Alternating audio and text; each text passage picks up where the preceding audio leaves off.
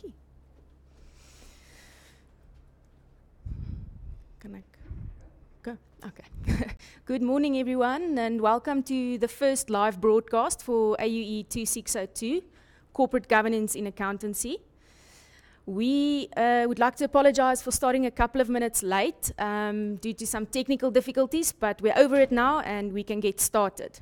Today we're covering corporate governance and statutory matters with our main focus on the King 4 report. But before we get into it, I would just like to introduce you to your lecturers for this module this semester. The first lady there on the left is Ms. Nicoline Coetzee. You can't see her at the moment, but she is sitting right here in the room with me. And then on the right is myself, Estie Marie Petersen. You also have our contact details there, and if you have any email queries, you're welcome to send it to the mailbox. The first thing I want to remind you of, and it's very, very important, is the dates to remember. Firstly, we have assignment 1 and assignment 2 that are both due on the 13th of April. Ladies and gentlemen, this is very important. Do not underestimate the worth of these assignments when it comes to your year mark. So please make sure that you do submit both of them if you can. Remember that the submission of either assignment allows you entry into the exam and will be used in calculating your year mark. All right. So then we move along. Before we also get into the next, into the technical stuff, I just wanted to remind you of the importance of MyUnisa. Why do we want you to please make MyUnisa your new best friend? Firstly, it contains all your study material and learning activities. There's electronic versions of all the information that you may need, including your study guide and your tutorial letters. Secondly, this is how we communicate with you.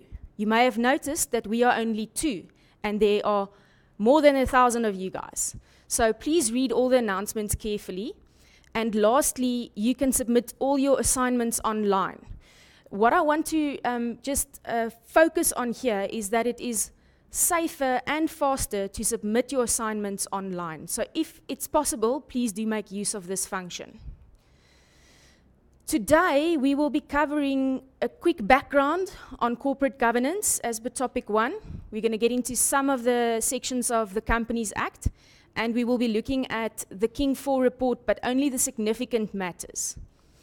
Before I continue, I just want to remind you that my colleague is sitting here, so if you have any questions, you are welcome throughout the presentation to ask them on the site, and then Nicoline will wave at me and bring my attention to it, and we will try to answer your questions live. All right. So just there in red, you can see the aim of this topic is to explain and apply corporate governance in a practical situation with reference to the Companies Act, which is a law, and the King report. Okay, firstly, the background to corporate governance. What is meant by corporate governance? It is a system whereby organizations are directed and controlled. All right? It's very plain and simple.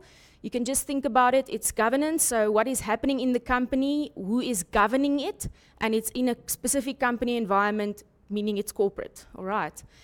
Now, this is a very relevant question. Why is there a need for corporate governance? In short, we can think of recent events in our country.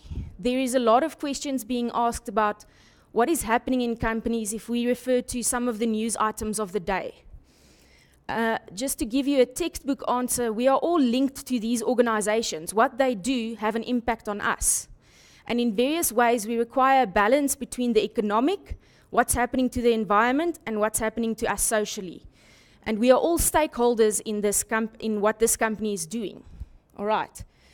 So the textbook definition of what corporate governance then is the exercise of ethical and effective leadership by the governing body towards the achievement of governance outcomes.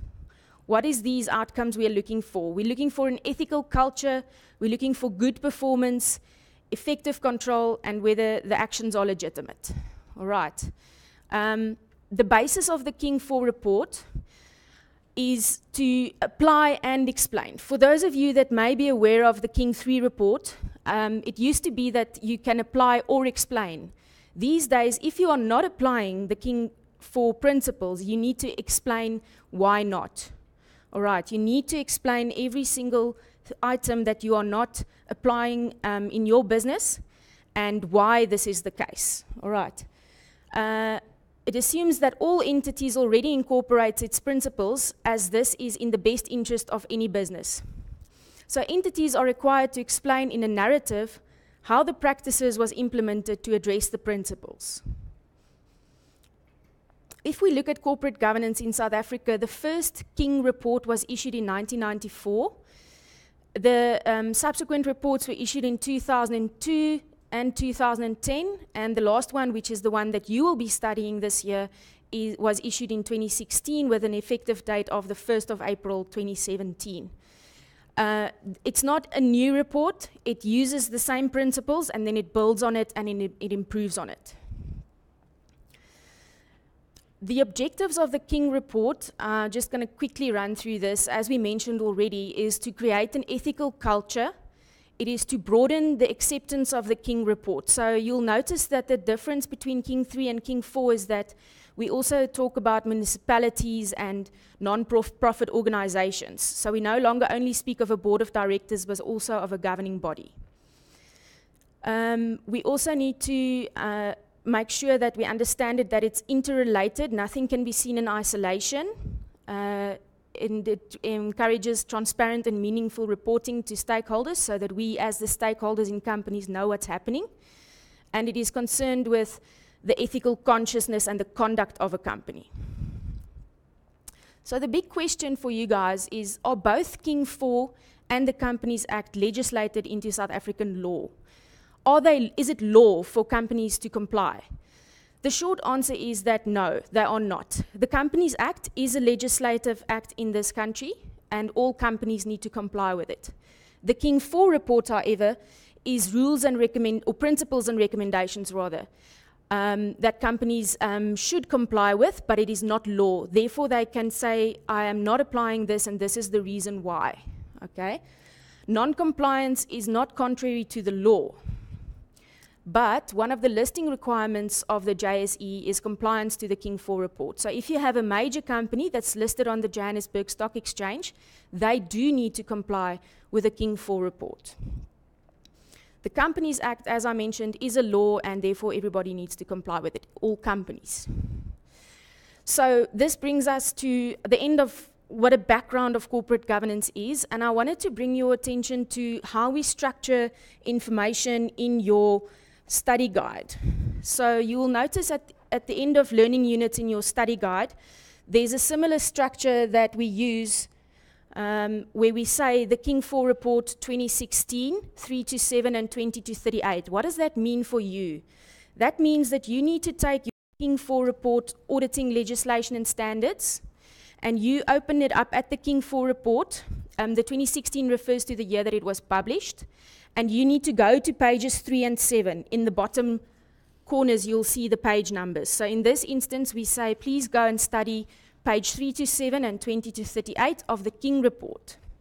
In addition, you also have the Jackson and Stent big textbook, the purple one, which was also published in 2016.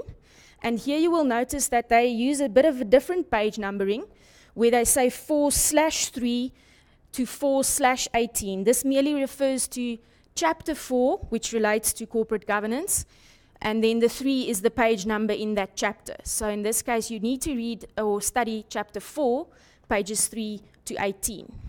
And then please do all the activities that we ask you to do at the end of the learning unit.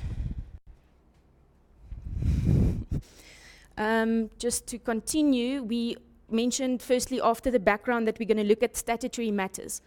So this by default means that we're getting into the Companies Act, and in this module we're not linking or we're not going into all the details. We want you to know what's happening if you are a director of a company and what the law requires from you.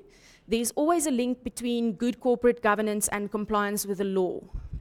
Directors play a very important role in corporate governance, and therefore in the Companies Act they are being held responsible for their actions. Even though the King report is not law. The Companies Act has certain requirements of directors. The sections that we are referring to is sections 76 to 78, as well as section 94, which relates more in detail to audit committees. Firstly, section 76, standards of directors' conduct.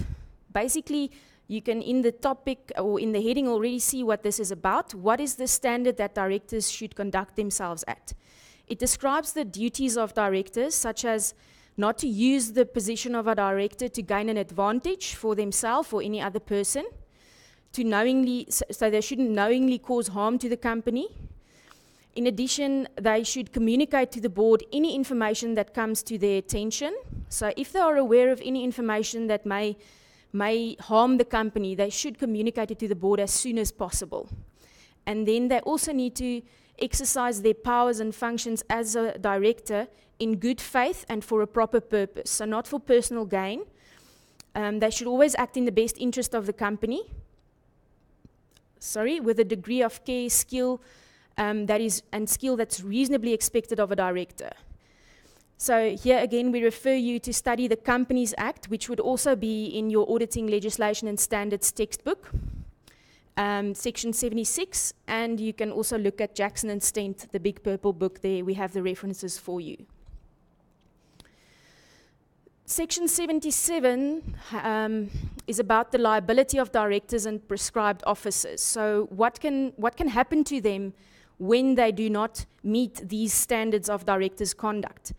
The instances, it deals with instances where a director can be held liable for losses. So they can't just say, I didn't know about something. They should be able to account for their actions and that of the company. Instances include the breach of fiduciary duties, acting delict, acting for the company without authority, carrying on a business recklessly. So for instance, if they know that the company is not solvent or liquid and they still continue to do business. There are a couple of other instances. You can have a look at the section itself. Again, please study this. Lastly, on directors, there's certain indemnifications and directors' insurance that may be in place if it's according to the law. However, if a company writes certain things into their memorandum of incorporation or rules or pass a resolution whereby they indemnify the director, this is void if it is directly or indirectly seeking to relieve a director of any of his duties. So just because they now say, we don't think this person acted in a certain manner, the person can still be held responsible. All right. Again, Companies Act Section 78 and Jackson and Stent, where you can go and study. And then Section 94 is about audit committees, which is also covered in the King 4 report, but this is specifically relating to the Companies Act. It states that a public company, a state-owned company, or any other company that is required by its memorandum of incorporation should have an audit committee, and it must be elected at every annual general meeting. Okay. What is required from you as a student? You should study the membership of this committee in terms of the section, what members, who can be members and who can't. And then what are the duties of the audit committee? So you can have a read through and study section 94 and also read Jackson and Stent. Okay, now we get into the main reason why we're here today. Not that the other things are not important, but it all builds up to the King 4 report. So as we mentioned already, it applies to all entities regardless of the manner and form of incorporation. However, compliance is compulsory for public companies listed on the JSE.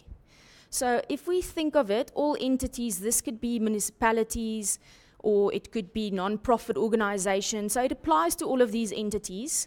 It's something that they should be implementing. But if you're a listed company, a public company on the JSE, then it is compulsory. The size and nature of the company will determine how the recommendations are applied. Okay. The King report, you will note, it is divided into different significant matters. Firstly, it speaks about leadership, ethics, and corporate citizenship, strategy, performance, and reporting. Then it goes into a lot of detail on governance structures and delegation, which we will be paying a bit more attention to now. And then there's the governance of risk, the governance of information technology, compliance governance, governance of remuneration, and assurance, as well as the governance of stakeholder relationships. So these are kind of the broad headings of the King 4 report. We're just going to go into some detail for specifically for governance structures and delegation, as well as assurance. Okay. The governing body is responsible for the corporate governance of an organization. That's what they do. Remember also that when it's a JSE-listed company, it may be called a board of directors. Section 66 of the Companies Act requires that the business and affairs of companies must be managed by or under the direction of a board of directors, just to reiterate that. And what you need to know for your assignments and for exam purposes is how should the governing body be structured. So here we have a summary. I wanted to say short, but it's not quite short, but it's quite detailed on what the board of directors or then the governing body should look like in its how it should be constructed. Firstly, we have a chair. The chair of the governing body should always be an independent non-executive member. We'll go into a bit more detail about what all of those words mean just after we finish these next couple of slides. Okay? The CEO, the chief executive officer of the company, should not fulfill the role of the chairman of the governing body. Okay? Because a CEO is not an independent non-executive director. Okay? The role of the chair should be formalized, and the chair's performance should be assessed. All right. Then we have the membership of the governing body. Firstly, it should comprise of a balance of power, knowledge, skill, experience, diversity, and independence. Then the majority of the members of the governing body should be non-executive members. And of these non-executive members, the majority should be independent. Who decides who can be members of this governing body? The nominations committee recommends the eligibility of the prospective members. So they don't appoint them, they recommend them. You should also remember that there should be always a minimum of 2 executive members on the governing body. One should be the chief executive officer, and the other can be the chief finance officer or any other executive member. Okay? Members can be staggered or periodic staggered rotation, just meaning that they may serve a couple of years and then rotate. The functions of the governing body, they should have a charter setting out their responsibilities, what the membership requirements are, how they're going to conduct themselves, and any other functions listed under Principle 6.1. Then we have the audit committee, which is, as I mentioned, also maybe a statutory requirement in terms of the Companies Act. The audit committee's chairperson should be an independent, non-executive member. And the chairman of the board should not be the chair of the audit committee. All the members of the audit committee should be independent, non-executive members. And it should have as a minimum 3 members. They should meet with internal and external auditors at least once a year without management being present. And they have a couple of functions, including providing independent oversight of the effectiveness of the organization's functions, of the external reports. They may approve the annual financial statements, although the governing body remains ultimately accountable. They may also delegate the risk governance. They, being the governing body, may delegate the risk governance to the audit committee. All right, so there's a couple of functions there. Then we have 4 other committees that are that should be set up in terms of the King 4 report. They are the remuneration committee, the nomination committee, the risk committee, and the social and ethics committee. So if we look at it as a whole, we have the governing body, and then we have 5 committees, right? Firstly, the audit committee. I'm just going to mention again the remuneration committee, nomination committee, the risk committee, and the social and ethics committee. If we look at this slide, we can see that the chairperson of these committees may differ. All right, the remuneration committee should be chaired by an independent non-executive member, whereas for the rest of the committees, it's not specified. Membership for the remuneration committee as well as the nomination committee should all be non-executive members, with the majority being independent. And for the risk committee and the social and ethics committee, it can be executive and non-executive directors, but the majority should be non-executive. And for all four of these committees, as well as the audit committee, there should always be a minimum of 3 members.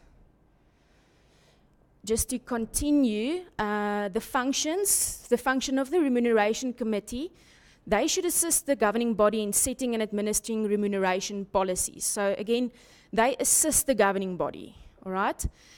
This relates to remuneration of the directors and all other remuneration policies.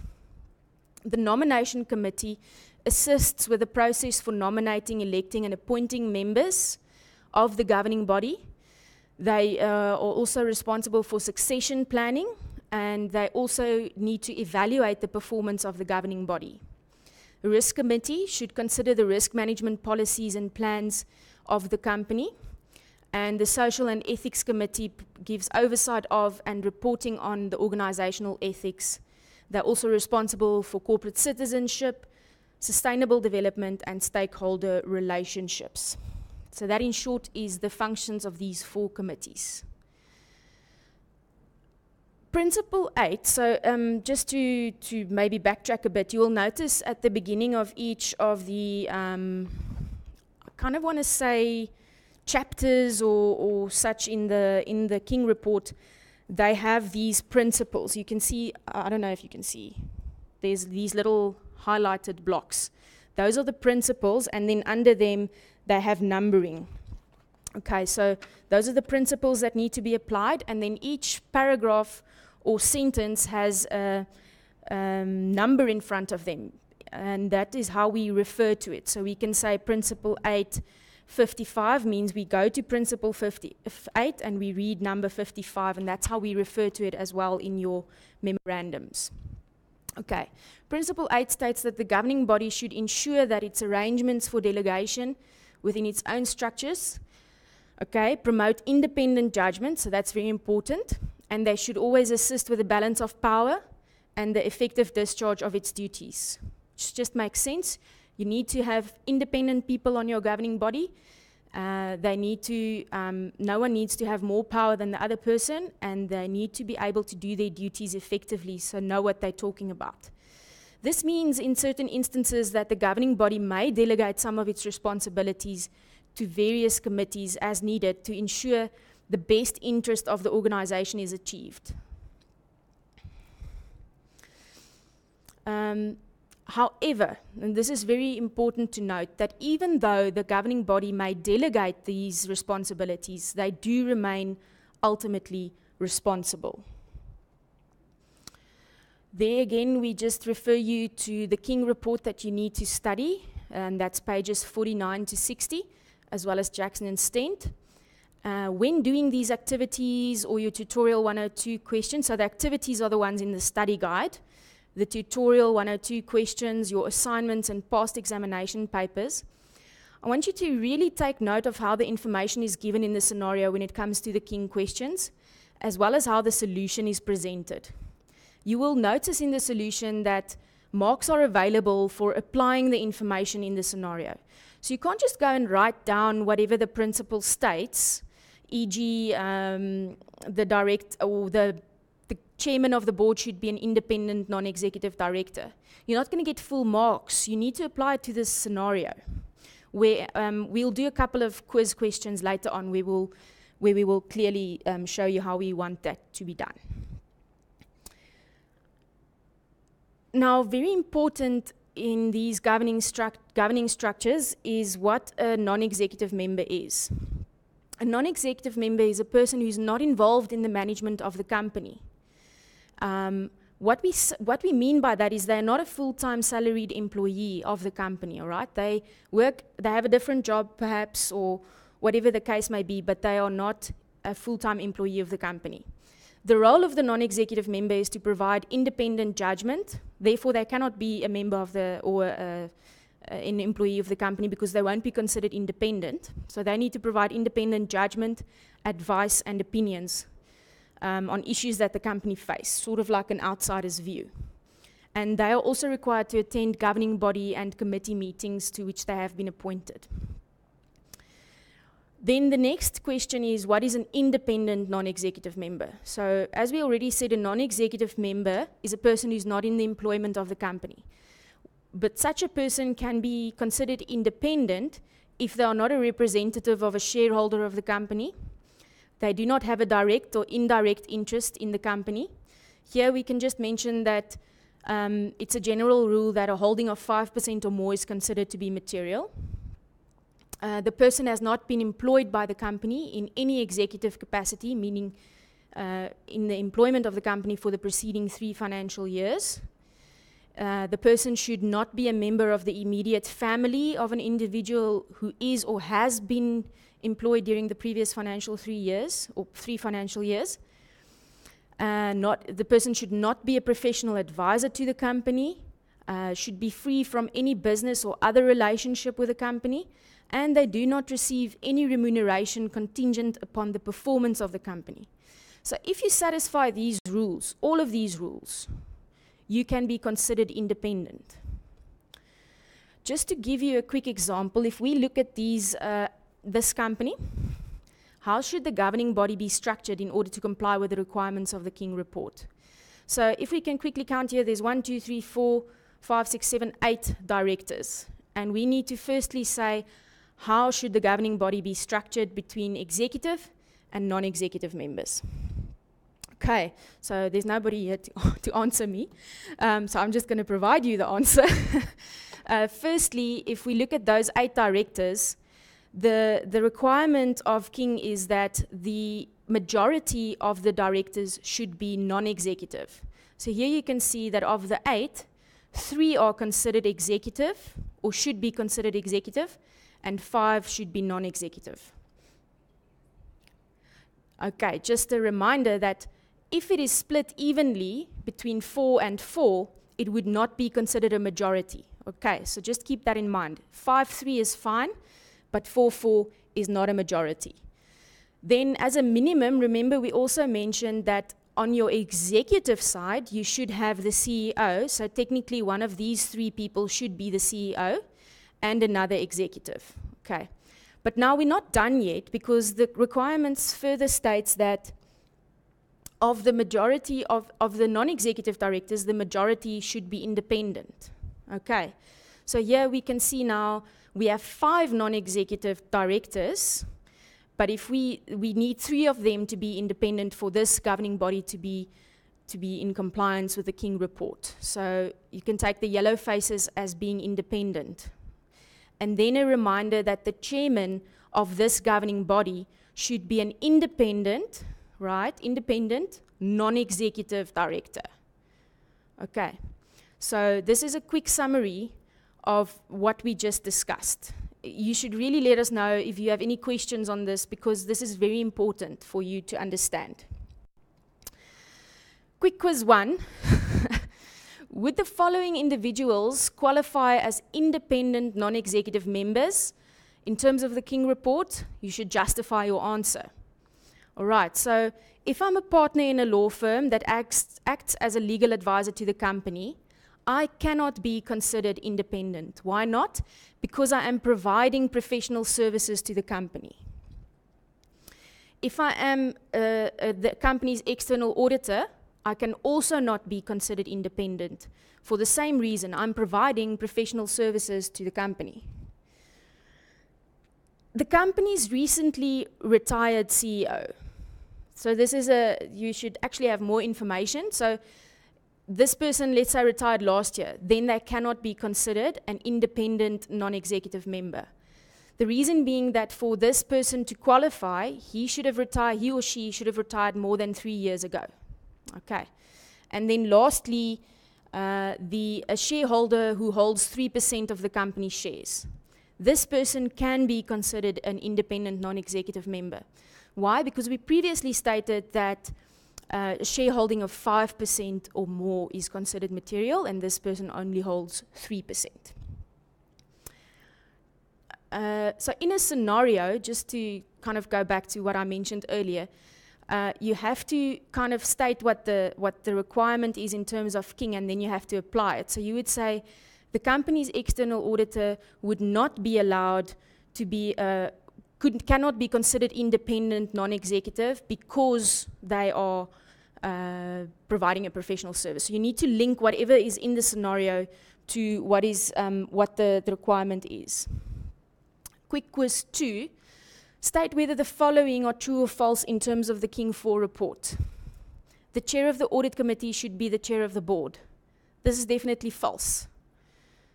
This is something that's specifically mentioned in the King report. The chair of the audit committee cannot be the chair of the board, or rather vice versa. If you're already the chairman of the board, you cannot be the chairman of the audit committee. The CEO must chair the remuneration committee. This is false, because the CEO is an executive of the company, and therefore they cannot even serve on the remuneration committee.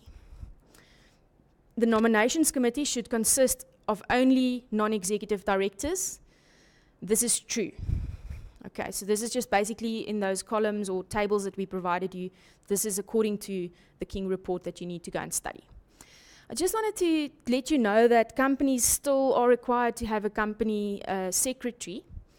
The governing body should ensure that it has access to such a person, or it might be a company that provides these requirements to them. It is a statutory requirement for some companies, and the King report recommends appointing a company secretary or other professional.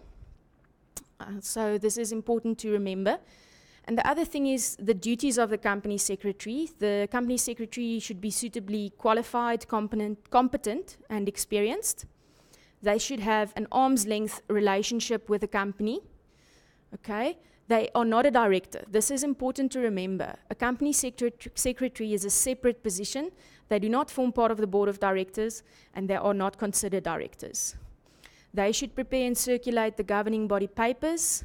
They should elicit responses and make sure that there's enough input and feedback for the governing body and the committee meetings. And they should ensure preparation and circulation of the minutes of the governing body and committee meetings. For more... Okay. Nicolene just reminded me that this has nothing to do with a secretary that's bringing you tea. All right. This is actually a very serious the job that this person has to ensure that these meetings are in compliance. All right. Then there's the King report sections on the company secretary, and where you can go and read it in Jackson and Stent. Quick recap also on assurance services. Principle 15, again, that is in your King 4 report. The governing body should ensure that assurance services and functions enable an effective control environment, and that these support the integrity of information for internal decision making and of the organization's external reports. This is why, because of it's that internal and external functions that get together, we talk about a combined assurance model. Okay, so it should support the integrity of information used for internal decision making and the integrity of the external reports. Part of the assurance function is the internal audit function of a company. The board should ensure that this is an effective risk-based function. They should have a risk-based internal audit plan that they follow. They should provide an overall statement annually to the effectiveness of the organization's governance, risk management, and control processes. And they should be, sorry, let me just backtrack. The audit committee, which is a board committee, should be responsible for overseeing internal audit. And they should be able to achieve their objectives. So they should be strategically positioned in the company so that they can do what is required of them. And then there should be external independent quality review of the internal audit function at least once every 5 years. The reason for this is the answer to quick quiz. The answer to quick quiz question 1. Why should the internal audit function be independent and not partake in the day-to-day management or operations of the company? Well, the internal audit function needs to remain objective. They are basically reviewing the work of others within the company. So if they are not independent and they are partaking in the day-to-day management or operations of the company, they are basically going to review their own work. And that just doesn't make sense, because maybe they will not think it necessary to bring certain matters to the board's attention or to the audit committee's attention, rather. Okay, so they need to be objective and they need to not be doing self-review.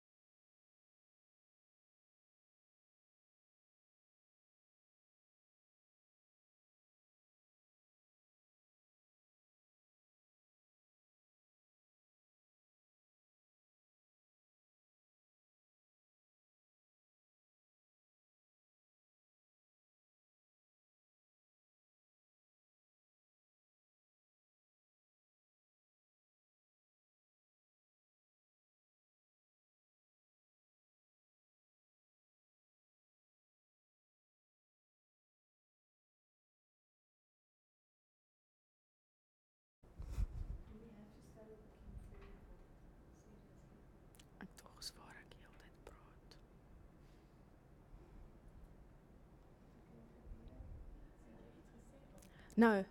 Are we online again? Problem with carrier, it says on my side. Okay, so I'm just going to continue.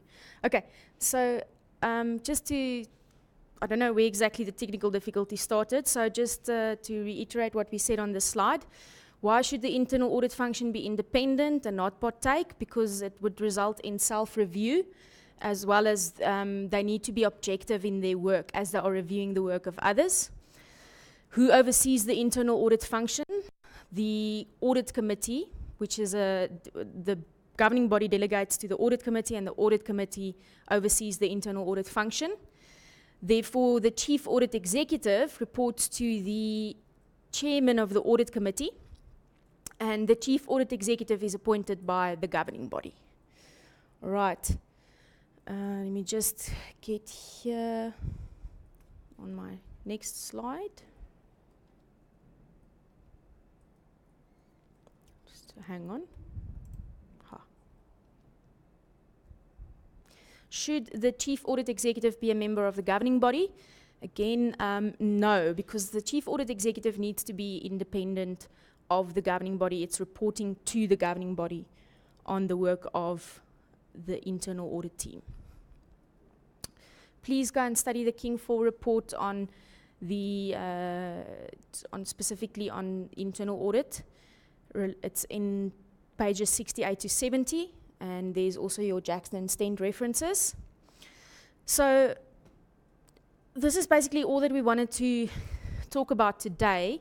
We are hoping to have a couple of more of these live broadcasts in the coming month. What you need to go and do now is to do all of the activities related to this topic. So all the topic 1 activities in your study guide.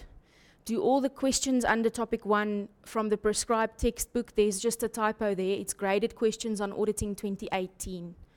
Just to remind you, we are working in the graded questions on auditing 2018. And then you can also do your assignments as well as practice questions, past examination papers that you can do. Remember to read the scenario and the questions carefully and answer what was asked. Don't just be excited that you are, on the right track, but be sure that you answer what was asked. Remember that corporate governance, this topic, only accounts for approximately 25% of the exam. So therefore, you shouldn't spend more than 25% of your time on this topic.